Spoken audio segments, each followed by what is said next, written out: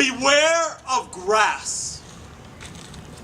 Well, I mean, I'll make this as short as possible, but basically I was walking in the park the other day, you know, a park in New York City where I'm from, and we do have a lot of grass there, contrary to rumors, and beautiful grass actually. Mr. Bloomberg fertilized it all, and it's all over the city now. It's driven the people out of the city actually, which is one reason why you have to beware of grass, is because it can drive you out of the city.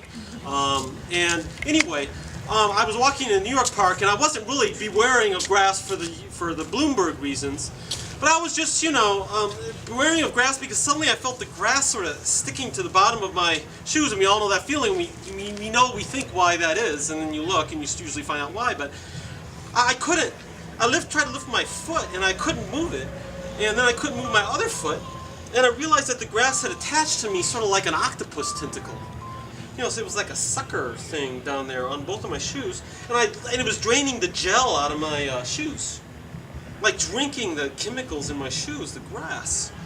And the shoes were shrinking, like getting small, like desiccated bags, you know. And obviously you think the worst, like the next thing it'll be my toes, and then, you know, the arch and the sole and everything. So, you know, I just sort of jumped out of my shoes and ran away. And, you know, I talked to a friend about this, and I said, you know, God, I mean, I knew to beware of the greening of New York because it was driving out so many people who couldn't afford the, you know, the lattes you buy to sit in those beautiful parks that Mr. Bloomberg built. But, you know, I thought I knew to fear that, and I didn't know to fear, you know, the suction nature of grass. But, you know, and then he said, well, you know, the other thing happened to me the other day. It was really weird, this malevolent grass, you know, they're planting in New York.